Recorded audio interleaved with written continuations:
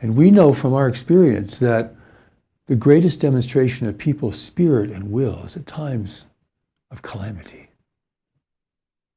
People are called to service, to rescue others. Great, terrible event happens in some part of the world, and rescue crews are sent from nations everywhere. Money is sent, food is sent. This is where humanity shines. This is the front line of life, and it's also the front line of our spirituality. Otherwise, people retire to some kind of spiritual suburbia and only want to be happy and think of themselves. There's no life there. There's no inspiration there. So now life has brought us to this great threshold. How will we respond? People with a greater community history are sent into the world, people that I call greater community people, a greater community person, perhaps like you, to help support humanity through this tremendous challenge. And with this tremendous challenge, a tremendous upgrade to human power and unity in the world. For there's nothing that's going to unite humanity but some greater dilemma, challenge that threatens everyone everywhere. The rich have no benefit here. Everyone is in the same boat. No nation will prevail if intervention is successful. So, many people will run away and hide or deny this. They're waiting for Jesus to come back, or they're going to enlighten themselves in the pathway of Hinduism or Buddhism, or they're going to become politically engaged. They cannot face this greater thing. But you must. If this strikes you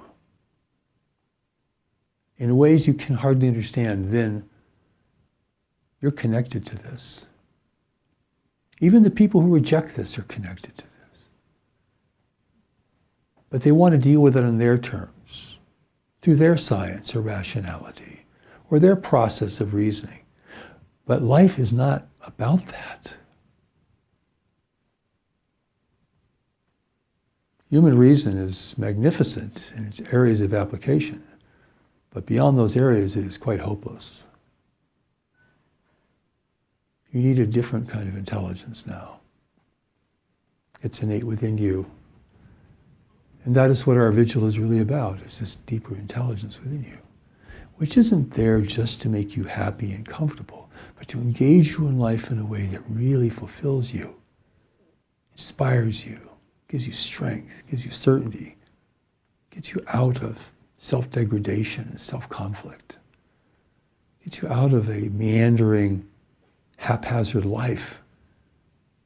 It engages you where you really are meant to be engaged. You may pray for God to anything, any advantage, but God has put knowledge within you to guide you.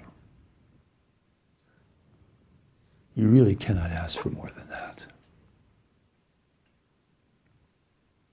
It's enough if you can respond to this. So I think the world needs to have this greater community awareness, education, preparation, or the world could be overtaken without firing a shot. The powers of persuasion and manipulation.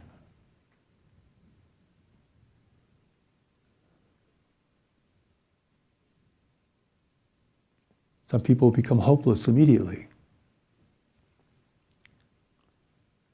Without hope, they become hopeless. They go from exuberant and anticipatory to hopeless. Like they fell out of a 10-story building. It's the middle ground. Hope is weak without knowledge. And hopelessness is defeat. Before before the challenge even arrives. We cannot be defeated. This is not about capitulation. The intervention of the world seeks to weaken us. If we can't be seduced, it will weaken us. It will discourage us.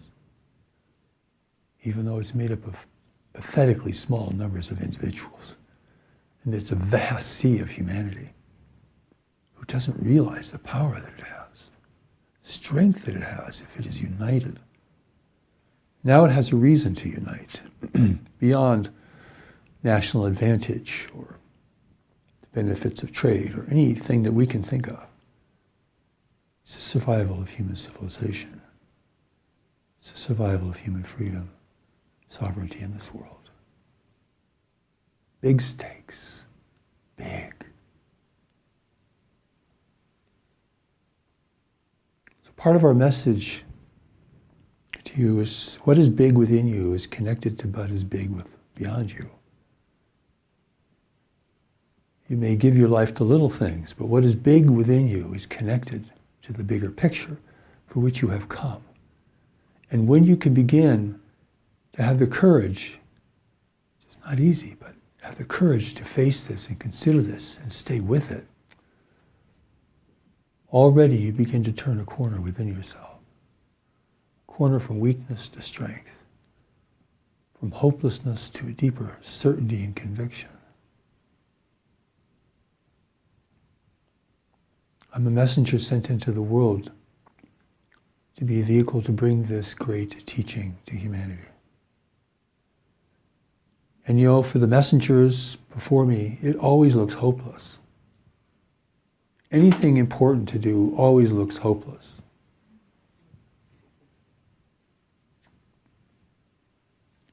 But our strength comes not from hope alone, but from a deeper conviction. I can only point you to the revelation that will speak of all these things beyond what I can say, to answer your many questions which will surely arise, which will strengthen you, give you courage, determination, acknowledging the fear and uncertainty that exists, yes, but to show you where your certainty really resides and how to find it, to take the steps to that deeper knowledge within you. This is how God will give you strength and courage. It's an invisible gift that serves us even when we don't want it. Brilliant.